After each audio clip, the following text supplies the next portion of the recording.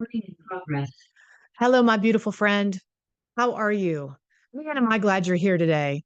Now, if you're listening to this podcast, you're not going to see the things that I'm going to talk about right now, and that's okay. You can just close your eyes and imagine that you're seeing this with me. And off in the corner here, we've got smoke going. Now, what kind of smoke is wafting in front of my camera? Well, it is Palo Santo because we need a sage up in here. It's the new year, right? And I know that every single year, what do? We make resolutions, and people get really sick of those, don't they? In fact, there's like an anti-resolution movement a lot of the times because people are like, man, that never works. Don't set resolutions. Just, do this instead, which is another way to set a resolution. But I have to tell you something. When you actually make a resolution, what does that word come from? It comes from the word resolve. Resolve means it's finished. There is resolve to it. It's done. It's happening. It is what it is. And if you have this, what we all have at one or two or a million times in our lives, are these come to Jesus meetings with ourselves. And we're like, what the hell do I really, really want? I know for me, it always comes in the form every single year of two questions that I ask myself. What do I really want? And what am I no longer willing to tolerate? And those two questions can set me off on a brand new trajectory for this new year. I once made a quote a couple years ago because it came to me that boundaries, which we talk a lot about on this channel, addiction and codependency breakthrough, but boundaries are actually resolutions set by the soul. Because a true resolution means it's finished, it's done, it's resolved. I'm not waffling, I'm not going back and forth. And one of the most important resolutions that you can make for yourself in this brand new year is to have more of you, more of you, not less weight, not less problems, not less issues, not more money, not more time, none of that, just more of you. Because I guarantee that if you focus on what I'm going to ask you to pay attention to this whole coming year, that everything else is going to fall into place. You see, when you have more of you have less problems because you're not people pleasing. You're not pleasing others, you're pleasing you. When you have more of you find you shed naturally the things that no longer fit into your life, that no longer serve you. In fact, you are hanging on to a lot of things in your life that have stopped serving you a long time ago. So, really, more of you means releasing what's not you.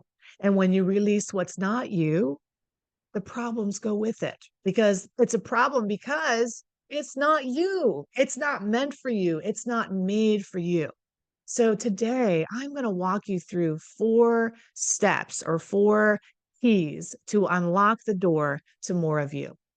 Now, I know that you usually come here for advice on how to deal with the addict, alcoholic, or narcissist in your life. And we can get really hung up there. I love me a good Dr. Ramani video too.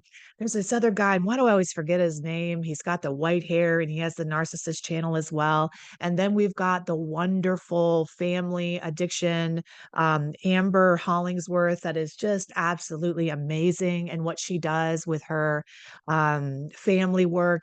And so we have this network of people around us that are helping us figure out the people in our lives. And I'm included in that list, right? Lots of my students tell me they've watched all these people in me. So, look, yes, we talk a lot about understanding the addict or the alcoholic or the narcissist in your life and how to figure those people out. But I have to tell you, if you spend too much time figuring out the other people in your life and getting their number, you're going to forget the number to your own self. You're going to forget who you are and lose yourself in the process of trying to master other people. And that has to stop because what goes with that when you lose yourself? I don't know who I am anymore, Heidi. Well, guess what else goes with that? Your peace, your sanity, your self love, your motivation to get the things done in your own life, your self esteem takes a walk, right? So I want to walk you back home to you. Let's talk about how to get more of you.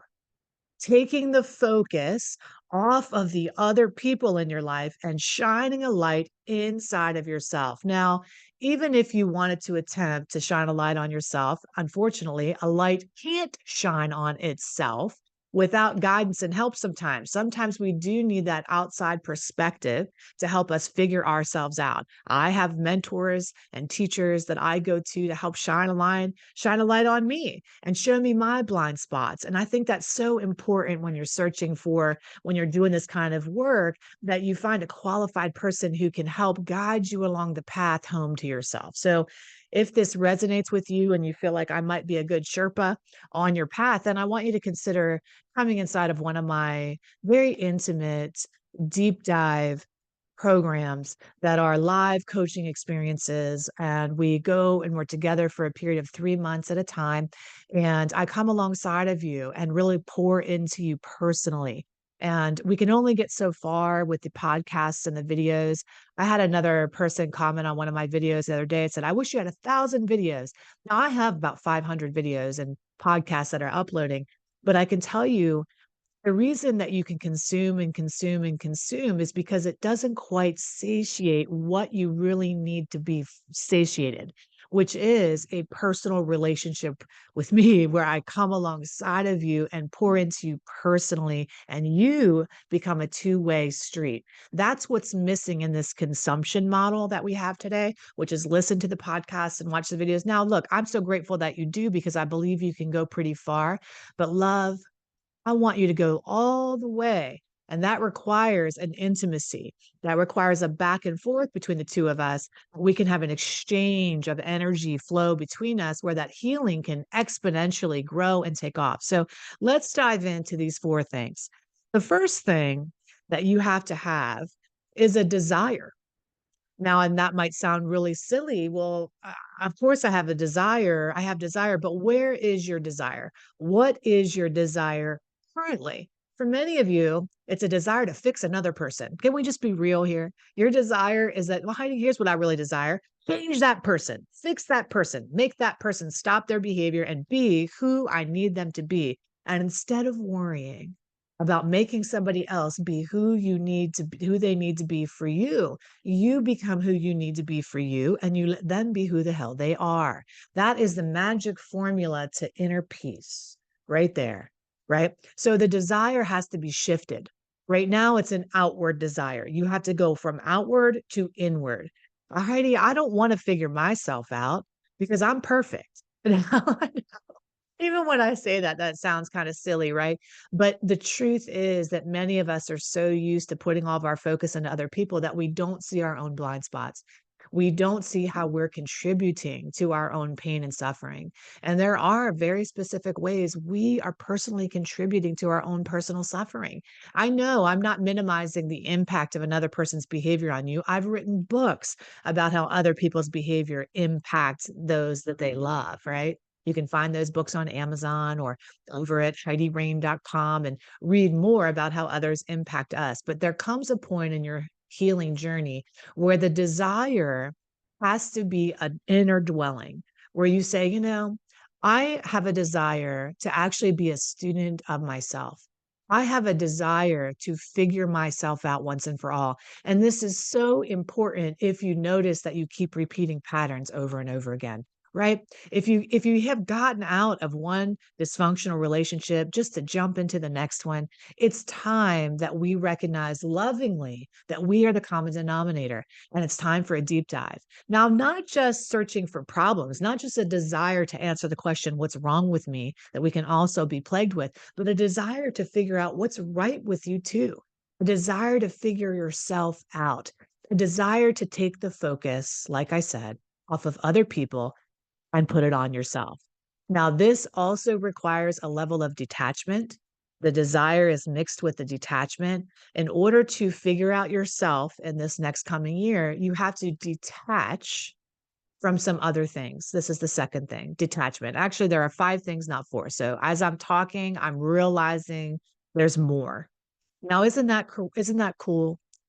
Whenever we allow ourselves to just be in the flow state and not be hyper focused on perfectionism or saying things the right way or coming across the right way, what happens is more ideas come to us, more inspiration. And this is kind of demonstrating that live and in action. So, detachment. Well, Heidi, if I want more of me in this new year, what do I need to detach from? Other people's opinions of who you already are, other people's perspectives of who they think you are. You need to detach from the idea of who you already are. You're not who you really are. I will tell you that right now. You likely, if you're attracted to these videos and me and Dr. Romney and Amber and all these other people, you are not who you are. You are who you need to be. You are trying to figure out who you need to be in order to fix another human being, who you need to be in order to make them less angry, make them less drug addicted, make them less drinking, make them less mean to you, make them more choosing of you. So we have to detach from this idea of outside approval. We have to detach from the notion that I only want to show one side of me that is pretty or one side of me that is attractive. We have to be willing to fumble around when you want more of you. More of you means detaching from the idea that the only thing that makes you lovable and wanted is when people see what's good about you. There's lots of us that have a dark side, that have a I remember one time I was talking to my daughter, she's 8, and we were talking about because she was having a problem at school. And we were driving to school and we were talking about how to handle things. And she kind of went off on a rampage. This one little girl is not being kind to her at school. And she said, well, I just want to tell her and give her a taste of her own medicine. And I want to tell her this and I want to tell her that. And I said, well, honey, I don't really think that's really who you are. I don't really think that's who you are because I see you as being kind and really thinking things through and saying things in a way that, and she put me in my place. I have to tell you, love, she looked right at me and said, well, mommy, I have a dark side and you don't know about it. My dark side is doing this, rubbing my hands together, waiting to come out. Now, in that moment, I could have said to her, well, no, honey, you don't have a dark side. You're all light and love and fairy tales and love and rainbows and butterflies and shit. But my decision was to say, well, yes, you do have a dark side and you can choose to unleash it. But every choice you make in life has a consequence. So be prepared for that to come back to you in some way, shape, or form. But absolutely, you can be whoever you want to be. And this message I keep instilling in her, where we have to be willing, if we're going to have more of us in this new year, detach from the idea that we have to be perfect. We have to look a certain way. We have to be a certain way. We have to hide that thing we're hiding. We don't want to show people what's really going on in our lives. That story, by God, this year has to come to an end. Many of us are in relationships with addicts and alcoholics or narcissists, and we're suffering in secret. There's a silence code going on where we're not showing people who we really are and what we're really dealing with in our lives. We have a vulnerability crisis, and that's partially perpetrated by social media, right? And I'm not talking about just the way you look. I know some people can watch my video and be like, well, you're showing us your best side. You did your hair this morning and put a feather in your ear and dressed up and da da da. Honey, if you're focused on clothes and hair, that's the least of what I'm talking about. That's lacking a depth and an understanding. What I'm talking about, being your authentic self, goes all the way to the core, not just about what feather you decide to put in your ear today. Okay. So what I'm talking about now, sure, that's a band-aid level surface. I'm being more me. I'm going to go out without makeup. I'm going to put, okay, great. But the deeper depth is actually talking and sharing what's really going on with you and sharing how you're feeling and thinking on a regular basis. That's the deeper depth. More of you means detaching when you're not in the right kind of mood and you don't want to do that thing and you don't want to interact with somebody, that you have authentic and integrity cleanse and you're actually saying to somebody exactly how you feel. You're speaking your truth. There has to be a desire in your heart to be who you are more than you want to please other people. Amen. The desire in you has to be, my mental health and my sanity is more important to me than saying the right fucking thing. Okay. That's a decision that we have to make. And that's the third thing, a decision. I want to back up to this detachment thing about I have to be somebody that's just looks a certain way all the time. And I don't want to upset other people. I don't want to walk on eggshell. I'm walking on eggshells with the people in my life and in my relationships because I don't want to say or do the wrong thing. Albeit when you're in a relationship with an addict or an alcoholic, you do that because you believe you have more power than you do. You think you make people relapse. You think you make people drink, and you don't. You don't. All right. You're off the hook there. Now, again, I'm pouring into you today, but if you want a two-way street where you can ask your questions and stop and interact, consider joining my program, Codependency and Addiction Breakthrough. You can find it over HeidiRain.com. Now, the other day we were at the park and my daughter, LOV, her name is LOV, like LOV, not spelled that way, but pronounced that way. And she was at the park with her girlfriend.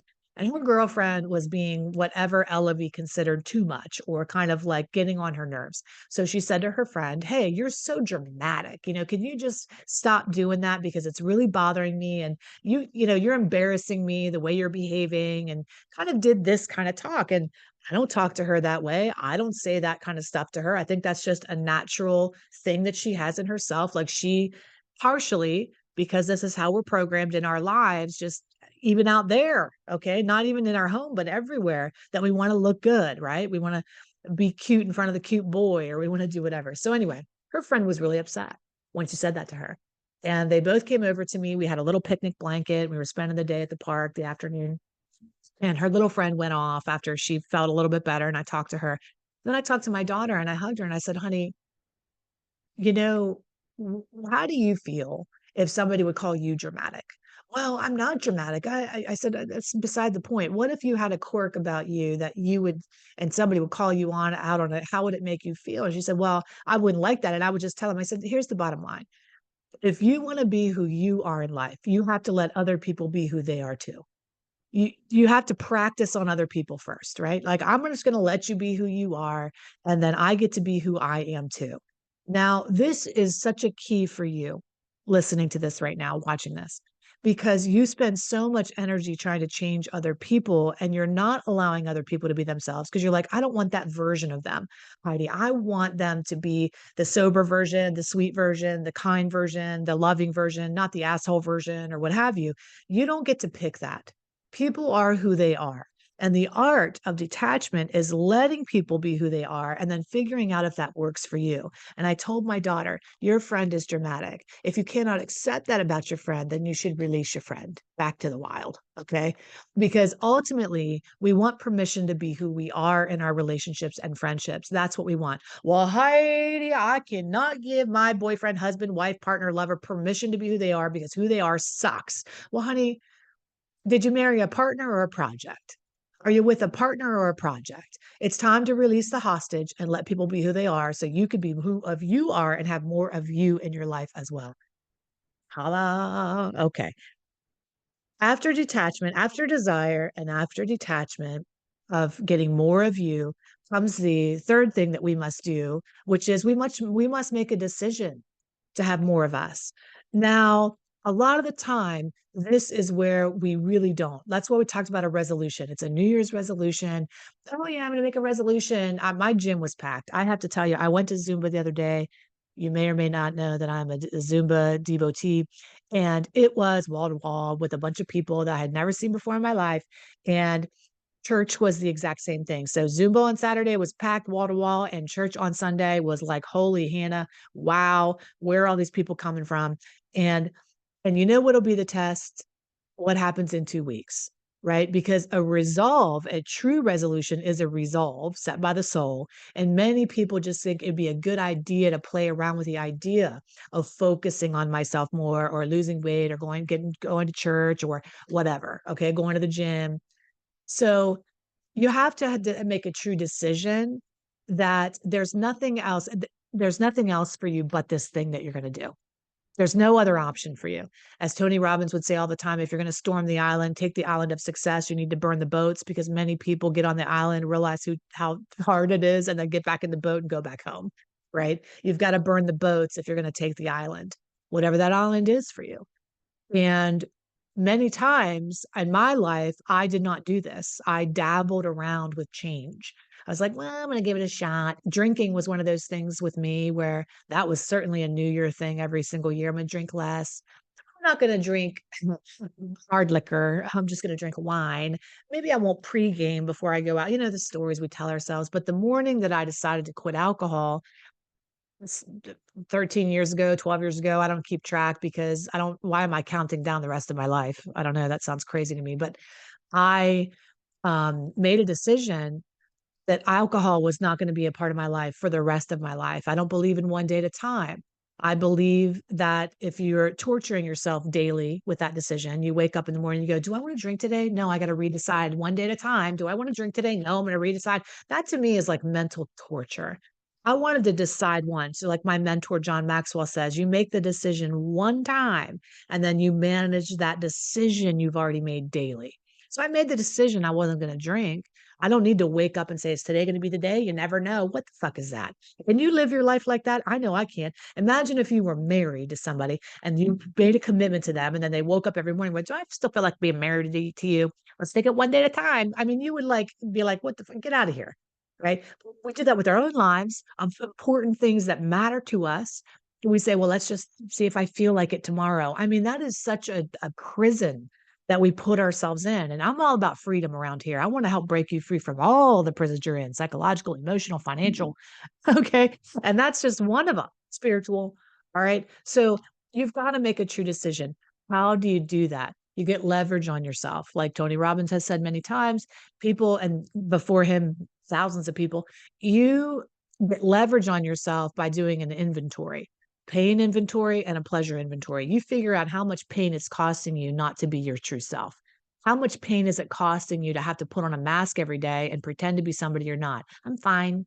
When people ask you how you are, I'm fine, I'm fine, I'm fine. And then you're taking time. And then the one day you show your true authentic self at work, your coworker's like, what's wrong with you? Jesus, you're not happy today.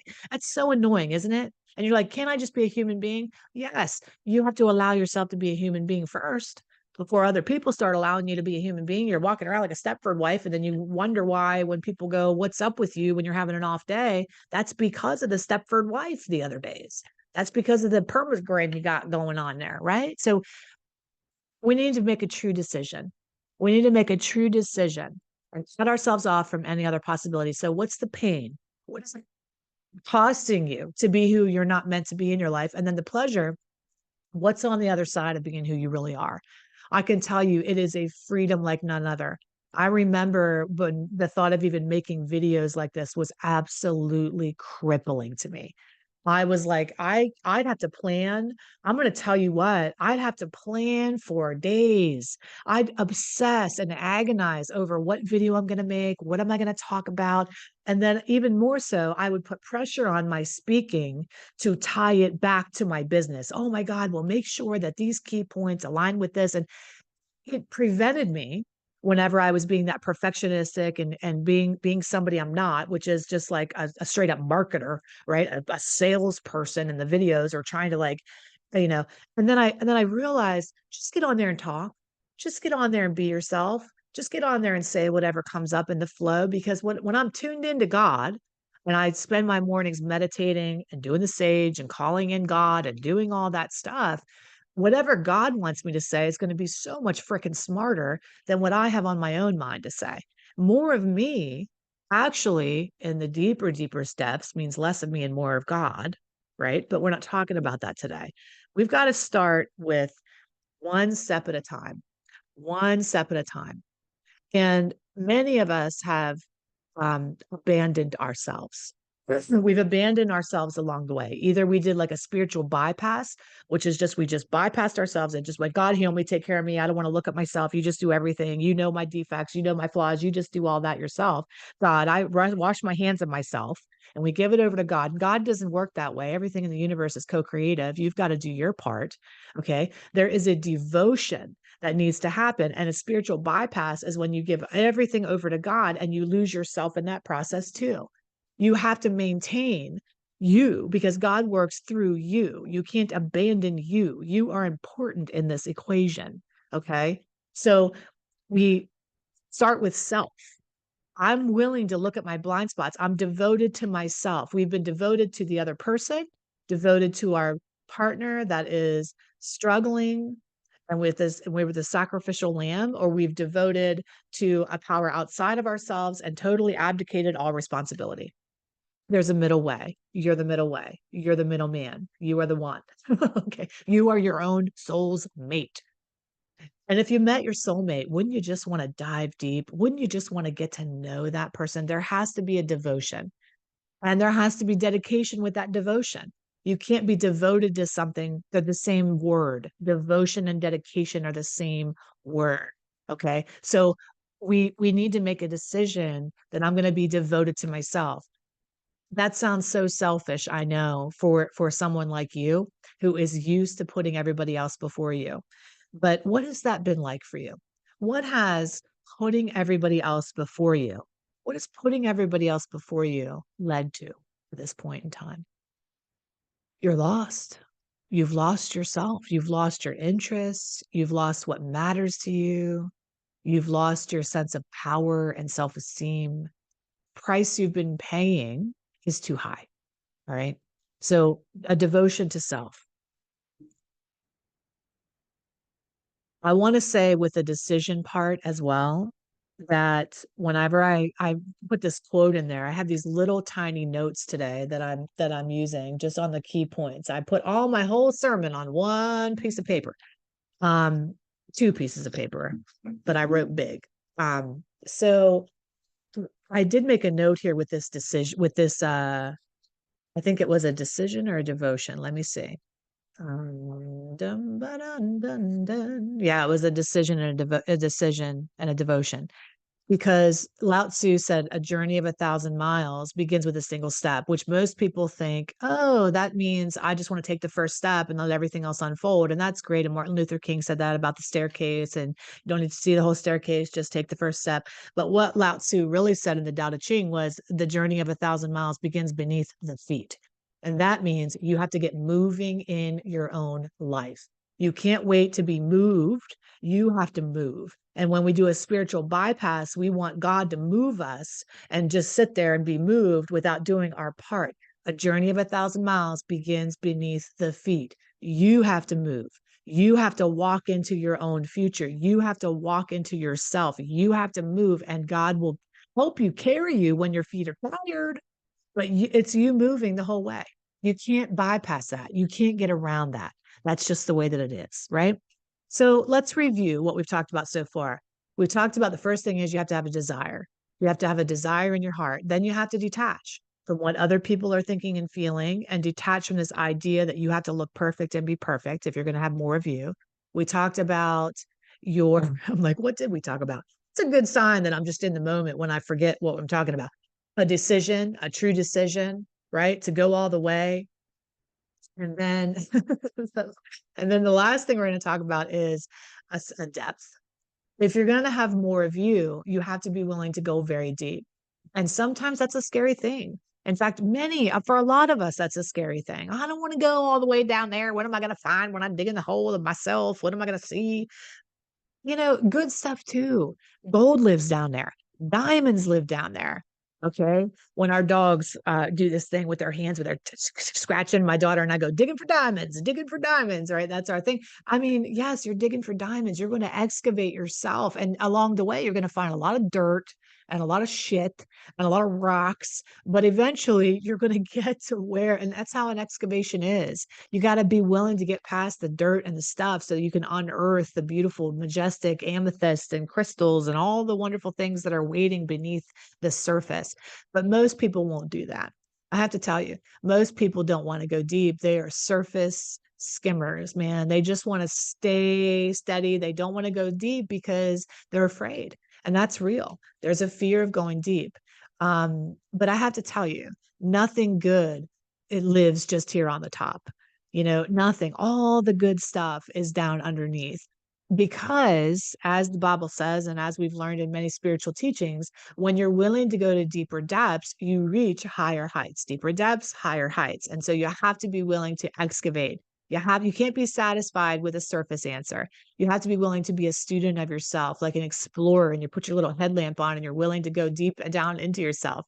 And now a couple of rules that we follow in my programs are curiosity over condemnation.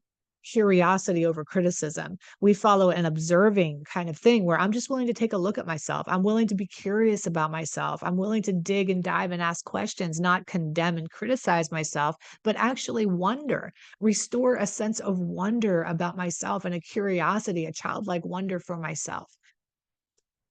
Is it your time to have more of you this year?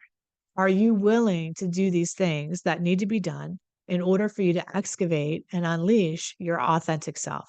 Are you willing to do that so that you can have and restore the joy in your life? If you go to those deeper depths of uncovering who you really are, then you will soar to higher heights of the fruits of your labor. I love you so much. If this has been helpful, will you share it with somebody who could benefit from this message today? Will you share it with one of your friends who you know is struggling? They've lost themselves to maybe a traumatic or a dysfunctional relationship, and they've made this year. Maybe they need to make the choice too. Maybe you guys can do this together. More of you this year. More of you. I'm here for it. Next week, we're going to talk about the three things that suck your power and how to restore that power to yourself. If you're going to have more of you, you've got to have more personal power too. All right. I love you. Take excellent care of yourself. And in the meantime, go over to HeidiRain.com if you want to learn about partnering up. I'll see you soon.